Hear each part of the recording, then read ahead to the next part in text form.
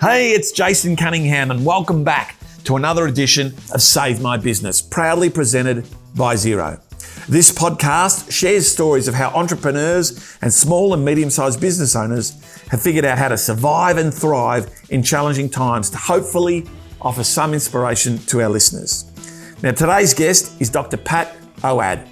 He's a neurologist, which I'm telling you is the closest thing we're ever going to get to having a brain surgeon on our show.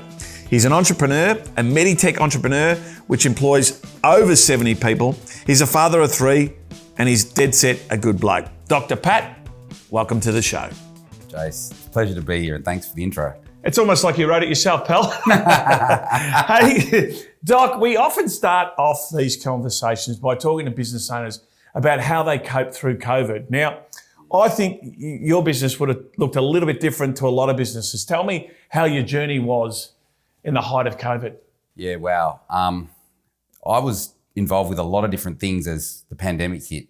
I can remember back at the end of 2019 when the first case was reported in China, and no one knew what to really make of it. Now, from my perspective at that stage, I was working in a very large public hospital that had a lot of acute care requirements, a lot of people to take care of, but nobody really knew. Everyone was a bit nervous. Yeah. Then from the business side of things, we were running our practices and we didn't know what it would mean for them. And for our employees, we didn't know how things would play out. So it was all a bit uncertain. And then when it really took off, the hospital just turned upside down. Yeah, I think everybody remembers. I remember one day I was on the wards heading down toward ICU. Yeah. And one of the nurses had put a big white sheet up in the corridor and it said, "Welcome to COVID land." Like it was in a, yeah. I mean, we laugh about it now. No, Yeah. but it was a horrible I'm time. laughing about it and I probably shouldn't be. It was very hard. And we were protecting our staff by making sure that we're on skeleton staff so that we could always have backup. Meanwhile, a lot of the practices that were in the community, they were struggling because a lot of people didn't want to go into them. Didn't want to go into medical practices because they were fearful of getting sick. And a lot of healthcare professionals were fearful of getting sick and passing it on to their patients and their colleagues. So just the world turned upside down. And I remember we needed to switch to telehealth for a lot of the doctors. And I called around, all the JB Hi-Fi and Harvey Norman and everybody to try and get some webcams, and they were all sold out. All the big accountancy firms actually we did. had bought them all. And so I hopped in the car with my wife and we drove to Wollongong to get the last 3, I think, webcams on the East Coast. Yeah, right. And installed them on a Sunday with my daughter at the practices. So, I could tell you story after story, but it was amazing. And you popped up a respiratory clinic as well? Yeah, so look, when things got really serious, the government called out for assistance really to protect the GPs, which was essential because there are a lot of respiratory illness in the community through winter ordinarily. Yeah. And then when COVID hit, there was all the uncertainty and increased danger. So the purpose of the respiratory clinics was to look after and triage respiratory illness away from regular general practice so that it could be dealt with safely and in a way that meant that there could be good follow-up and connection with regular GPs. So we were quite proactive and partnered with the Department of Health to stand up a respiratory clinic and look after people in the inner west of Sydney. And that was a real challenge at the time. We recruited about 20 nurses within the space of about 3 or 4 weeks and about 8 or 9 general practitioners, which have really dedicated a big part of their lives to serving the community throughout the pandemic. We've looked after a lot of families throughout that, and I really think and hope that it helped a lot of the community general practices. Yeah, no doubt you did, mate. I'm going to go on a tangent here. There's a school of thought that says it's a bit of a sham. It's just the flu. It's a chest cold. You're a guy that's studied post high school for 13 years. You're a GP, you're a neurologist, you've been studying for a long time. I don't know, what are you, 38, 39 years old? So you've been studying for 2/3 of your life, Doc. What's your take on it? Look, I mean, as doctors, infectious diseases is one of the things that we're all taught, no matter what specialty you go into. And infectious diseases throughout history have been one of the biggest, if not the biggest killer throughout the world and still are in many developing countries infectious diseases, whether they're gastro diseases or respiratory illnesses, are devastating. And at different stages, we've been fortunate enough to have vaccines developed that have almost eradicated many infectious diseases. I think that our generation has been fortunate up until the pandemic because they had not really witnessed the devastation that infectious diseases can have on communities and large populations. There's no doubt about it. Coronavirus, COVID-19, was a very, very virulent, and what that means is essentially severe infection, and it was also spread very quickly, and the spread of it was really the problem. So in a sense, if it was not as spreadable or not as transmissible as it was, we would have been able to manage it more easily because the flow of illness would have been manageable at hospitals.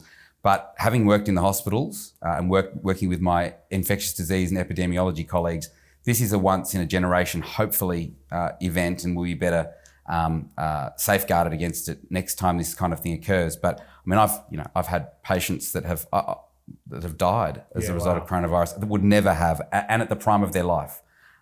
So there's just no doubt about it from a scientific and epidemiology perspective. It's a very real pandemic. Yeah, and I just wanted to get that out there because it's not often that people get to hear from a real doctor. Look, I know I caught coronavirus, I think it was about May or June 2020, and I was horrified, embarrassed, and it was like I had leprosy, right? Now I wear it as like a badge of honour. You know, I was like an early adopter, those guys that queue up outside the iPhone shop to get there, to get the first iPhone. As Carnes has got corona. So let's move on. What I find interesting, you're a bit of a dichotomy in the fact that you are a technician and a specialist. And, I know that neurology is your specialist field. I know you specialise in helping people with multiple sclerosis, which is, I think, wonderful. And, when you talk to people who've got a job, I'm an accountant, the people are restaurateurs and, Chev here is a marketing guru and all that sort of stuff. But your job is more of a vocation. And whenever I've communicated with you, you genuinely care about the community and you genuinely care about the good that you do, not just the dollar that you turn, but you do turn a pretty good dollar, which is good for you. Tell me, you've got 3 physical GP practices. How long have you been in business for? Yeah, business is an interesting thing for me in that, generally speaking, when you go through medical school and you pick a specialty that you're interested in and you go down that path, it's very super specialised and focused. Yeah. And there isn't really much room to think about business ideas or innovation along that pathway until really you typically get to a point where you want to build your own practice or set it up. That's the classical pathway. I think for me, I was always interested in how I could contribute in diverse and creative ways beyond that one-to-one care. Without leaving the one-to-one care behind at all, I love that. I think helping one person at a time is one of the only real true ways you can help somebody. But there are certainly solutions that need to be developed to improve healthcare. And I thought, I could have a crack at that. I started off thinking about medical education, and that was my first foray, into a business where, as a trainee specialist, before I'd finished my specialisation, started running education courses for other specialist trainees wanting to pass their exams. And that was a way of me using the IP up here that I'd developed over time. I'd passed my exams and passing that on to people who wanted to and mentoring them. That was really rewarding, and it continues to be. And there are a number of courses that continue to be run, and I really enjoy that. But then beyond that, I thought, I thought that there's real business I see going on out there, real development and innovation. So I got curious about that and started to meet some new people. And, I was only a year after I'd finished my specialisation. I recently married at that time, I had a 1-year-old. And I thought, what does it take to develop a healthcare model and build practices? What are the aspects of that? And I started to learn. So I then met my business partner, Mann. Yeah, look, I've got to say, I know Danny really well, and in the spirit of full disclosure, you guys are clients of ours and great friends of ours. And in 25 years, I've spoken to many business owners, 10,000, 20,000, I couldn't tell you. But what I see that really works is the synergy that you both bring to the table. Neither of you really cross over into either's field, and you've got different strengths that complement each other. And when I see you two work and collaborate, you're the true definition of synergy, where the whole becomes greater, much greater than the sum of the parts. And I just love how you guys work together. You went from physical businesses to this amazing business, CU Health, which is, it's a startup business. It's part medicine, part tech, and in layman's terms, and to share with our viewers and our listeners, the best way I describe it, because we subscribe to the offering, is it's an online allied health offering charged to the business owner or to the business, and the business owner pays the cost for all their employees to tap into medical help, whether it be a GP, a dietitian, a psychologist, mindfulness, health coach, for every single one of their employees. And for mine, I find that it's paramount in today's market. The single hardest thing we have to do as employees is to attract and retain key people. Finding talent, not only finding them, but holding on to them. And when we go out to our future employees or our current team members and we share with them our partnership with CU Health and the fact that at any point in time, one of our team members can log on, book an appointment with a GP, book an appointment with a psychologist, have a conversation in the privacy of their own home or an office at no cost to them. And the other big thing is they don't have to get in their car, find a car park, wait in a waiting room, take a ticket like at the butcher's or any of that sort of rubbish. They get in and get access to it. They get a script sent to their phone. I mean, it's amazing. What took you on that journey? Yeah. So, I mean, this is really that leap of faith in my business journey, CU Health. And the remarkable thing about that was Danny and I discussed the idea of a virtual clinic or a virtual practice before the pandemic. 6 months prior, we started building the blueprint on butcher's paper, and the reason that we thought of it was we thought, look, we seem to understand now how to run a good general practice. And what I mean by that is building a really great team that works together, a good culture where you build loyalty with the patients, you care for them. And there's a big thing in medicine and called continuity of care. Continuity of care is one of those key things where you build a long-term high trust relationship with the people you look after, which means they're going to come back and you're going to make a difference. It's not just transactional.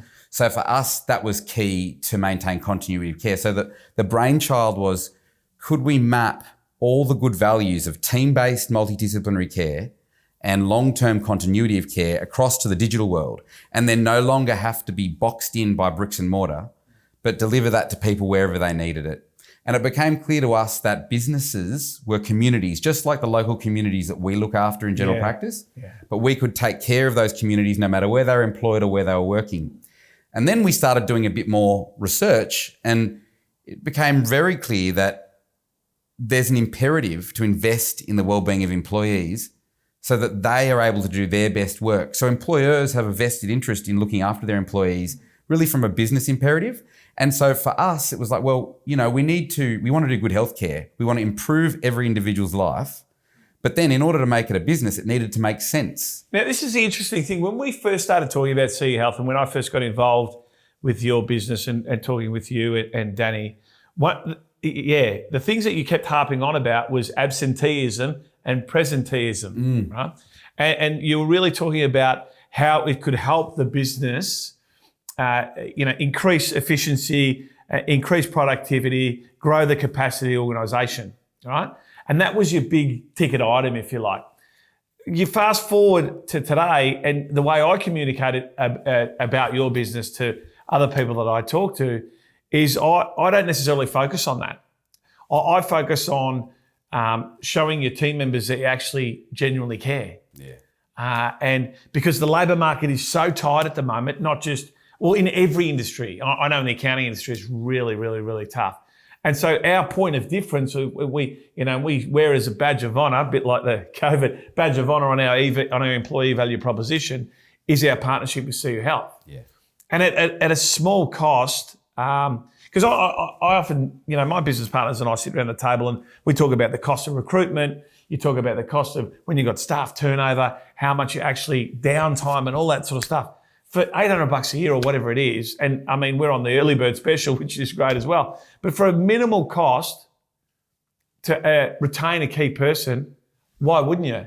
And then the way our culture, most business cultures have that moral compass where they do genuinely care about their team. I agree. Right? And so, and I think about the crossover when we're in lockdown and out of lockdown and back in lockdown and working from home and we didn't know really what was going on. A lot of people were working from home. Well, there was a period in Melbourne where, we were working from home for about 7 years or something. And we were working from home where you could do 3 hours of work, drive to see the doctor or go and see a psychologist or run off to the supermarket, do all that sort of stuff. Now we're coming back into the office. That becomes a bit trickier. And now I see that the absenteeism where people taking a day off to go and see the doctor or taking half a day off to see a doctor, they don't need to do that anymore. Now, obviously, there's some things you can't do online. For sure. It's pretty hard to, get a prostate examination. It's hard to do that in person too, mate. Yeah. So tell me about the uptake of the offering and where that's going. So, I mean, you highlighted some key points and it's been a learning process for us and for me, speaking to business leaders, speaking to chief HR officers, speaking to small businesses, medium-sized, everybody across all business sectors, small or large, are facing this question. How do we demonstrate care and connection with our teams? People are working from home now. They're working in the office a bit. It's harder to stay in touch with them. And just sorry to cut across here. The other point is, and how much should we really care? I don't mean to be disrespectful but I like to address the elephant in the room. I mean, we've got to care for our team members, but I mean, how far do we go? And I think I can answer. As a business owner now, speaking frankly, so not being a doctor for a second, the things that keep me up at night and that I think affect me emotionally and burden me and take me away from other core business are two real things for me. One is cash flow. How much money's in the tin? Can we pay everybody on time, pay our suppliers, vendors, all of those things, and keep the wheels in motion whilst we're growing? That's one. The other side is the well-being of the team. Because when there's poor morale or lack of direction or a flatness in the team or one person's having a difficult time, it ends up affecting the rest of the team like dominoes. And if there was some sort of tool or process that was in place that could help mitigate that and prevent that, that's worth so much to me because it means that there's a safeguard. Now, you can't prevent everything, but I think that taking a step back from CU Health, it's just thinking about what is available to business owners in very efficient, effective, high-value ways to protect them against workforce instability, to protect them against employee disharmony, to protect them against the ups and downs of mental health problems that affect their employees. I think that if you could take that burden off an employer's hands, or at least partner with them to take it off their hands, that's a great thing. It's also a good safeguard. My business partner, Robbie Haddad, talks about the fact that, one of our core values is we genuinely care about our team and our customers. But he said, Jay, we've got to be careful because we're not qualified psychologists, we're not qualified doctors. And so there's a bit of a safeguard in that. And what I mean by that is, prevention's better than a cure. Do you like that little play on words there with the doctor? I love it. You've heard that a couple of times before. Nice count on you, buddy. Rob's big on that. And that's one of the reasons why Rob jumped at the chance of tapping into CU Health, because we all have various different challenges. And, those psychological challenges are really coming to the surface now as a result of the pandemic. But also it's becoming a lot more accepted in the community to have a conversation with a psychologist, where previously you'd do it, behind closed doors or keep it on the lowdown. Now everybody's got a psychologist, you know what I mean? But what I think the other aspect is it's the protection in the event that you might have a work-safe issue, for example, and you're addressing that sooner rather than later. Well, I mean, where we come into it, and what you said is spot on in that there has been a stigma about our mental health issues and discussing them over the time. One of the essential parts of the model for CU Health is to destigmatise health and wellbeing altogether. So you might be You might use CU Health to get a repeat prescription. You might use it because you want to talk about a sore foot, or you might want to talk about it because you're having trouble falling pregnant. You might all kinds of things, but it may also be anxiety, mental health issues. And that way, when you're using the service, it's just like, well, it's all the same. The mind, the body, it's all one. It's all one human whole person process. Yeah. And that means you don't, when you're using the service, you're not sort of thinking, oh, John's using it because they're mentally unwell. No, they could be using it for anything. And that way, it's just, it looks after the whole person, and it starts to stop segmenting mental health as this. No, it's just a person, wellbeing for a whole person. And that's really important part of the way our model, interconnected model works. Yeah. The last thing I want to do is do this as a running ad for CU Health. So, and I, only because I'm very passionate about the business, but I just relating back to my personal experience dealing with April, my health coach, and she explained it that way. So that's a good thing for you. You know, she spoke about it holistically, and, you know, have a conversation with the GP, have a conversation with the dietitian, and have a conversation with the psychologist. And they all sort of tap in together and read off the same term sheet, if you like.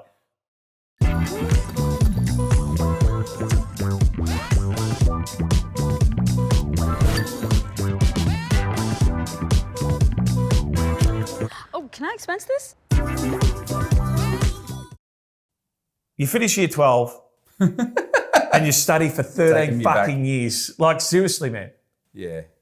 Yeah. I mean, look, the whole time you're working as well, so you kind of don't have much. I did a 3-year accounting degree. Yeah. And at the end of that, I then found out I had to do my CPA, and that was another 3 years part-time. Yeah. I was borderline ready to neck myself. And you did it for 13 years. Yeah, I mean, I didn't know much different because all my colleagues were doing the same thing. We were all sort of drinking coffees together. Do you have a HECS debt of like 350 grand? Or Mate, look, I mean, we pay it as the way that you know, it's institutionalized. I'd say medicine is quite institutionalized. It's been around for a long time, and there's a rite of passage.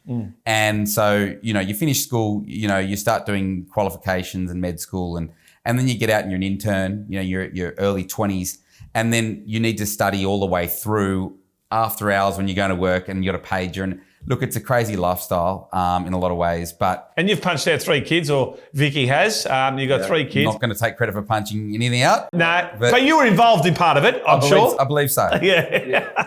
I believe so. I haven't done the paternity test, but I believe so. Yeah, right. Okay. They all look similar. Yeah. That's good. They've at least got this... Well, we know they got the same mother. Now, I'm digressing, and I should bring it back in, or else Chev, our producer, is going to get a little bit upset. Tell me what it's like setting up a startup tech business, huh? Yeah. Yeah. What's that like? It's daunting. Yeah. It's daunting. And because let me put a disclaimer on that. Every business has been a startup.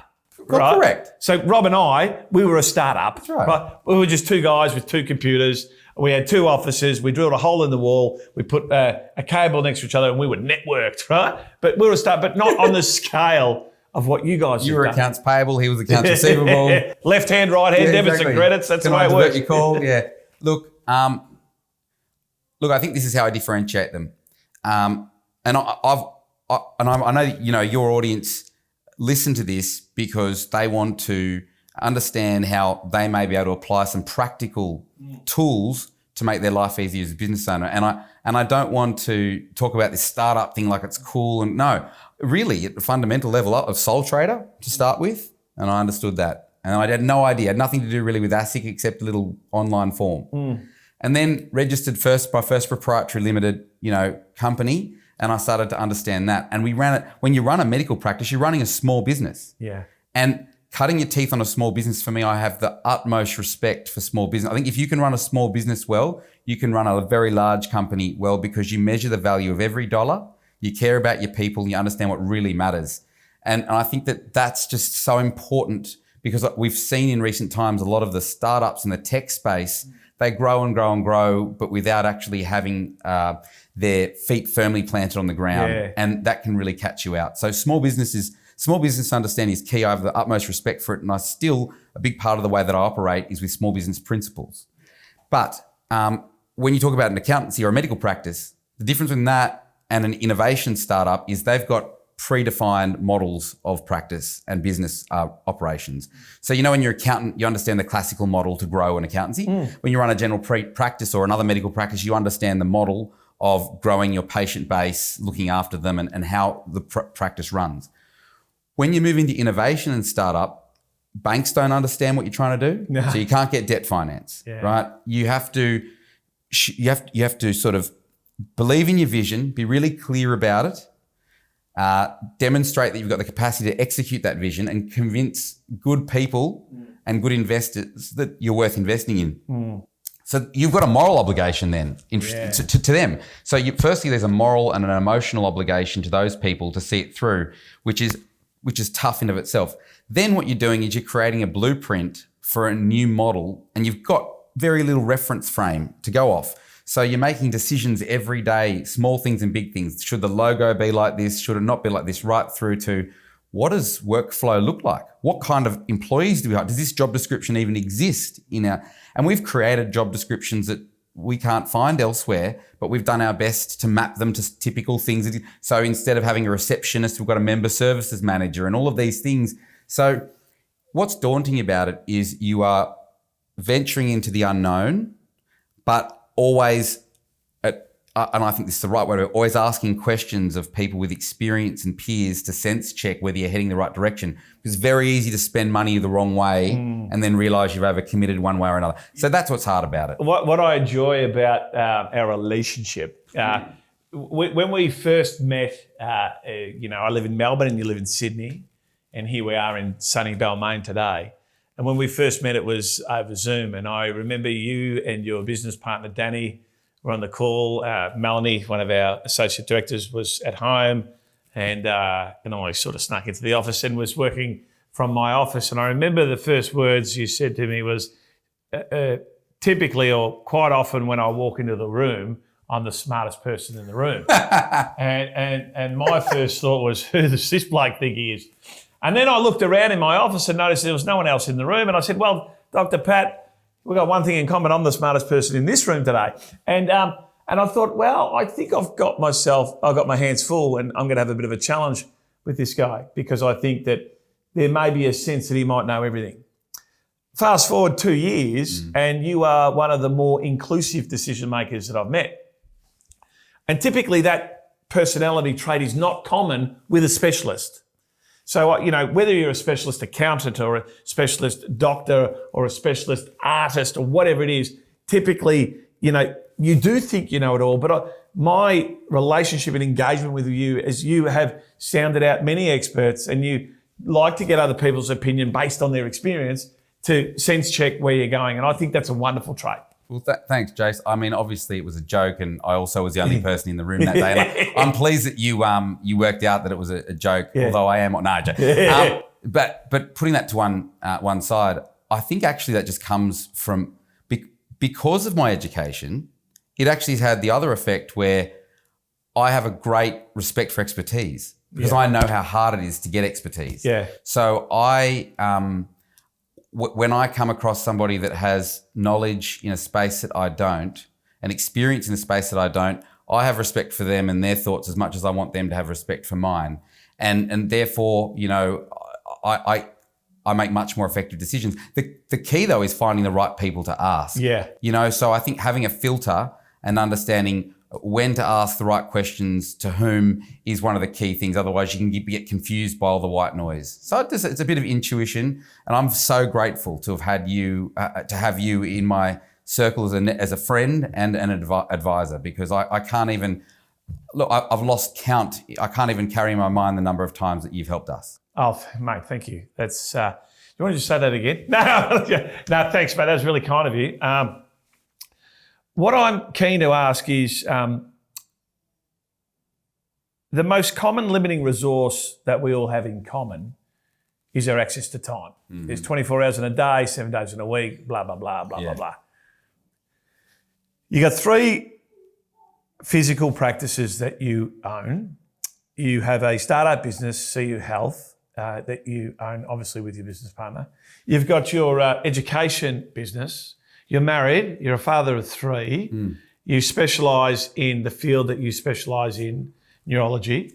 How are you going balancing your time? Are you doing it effectively, do you think, or honestly? This is one area where I'm very proud of the way that I've structured my time, and it's been, I think if I do have a skill, it's in optimization. I think that if I do have a superpower, if I do have one, it's in understanding how to structure and prioritize my time and create processes and order such that I can shift the balance of so most of my time, a lot of my time is spent focusing on that so that I've got room to think and innovate.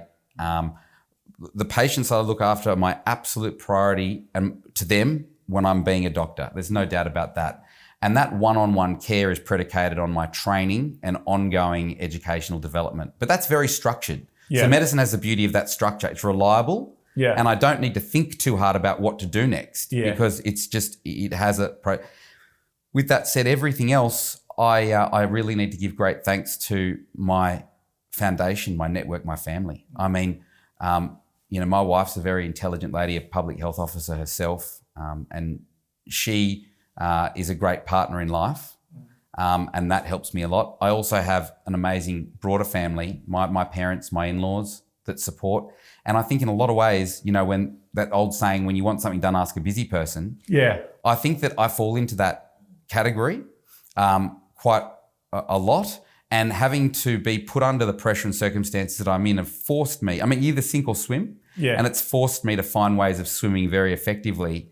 So I am managing it, but I've created a flexibility and freedom in the way that I can allocate my time. Yeah. And I make sure 100% that I do what's required to reach the outcome. I've always reached the outcome. I'm an outcomes-driven person. Yeah. I'm a goal-orientated person. So that's all I can say about that. I'd have to show you my schedule for it to make sense, and also the time machine I've got, and the cloning machine I've got too. One of the things when you are a goal-orientated person or a results-driven person, and I share a similar trait to you, one of the challenges we have is switching off, and or more importantly, living in the present. And I one of the practices that I practice recently, and I have been doing for probably a year now, is the art of meditation, and that. What that does is centers me to live in the present. The past is long gone. The future hasn't even happened.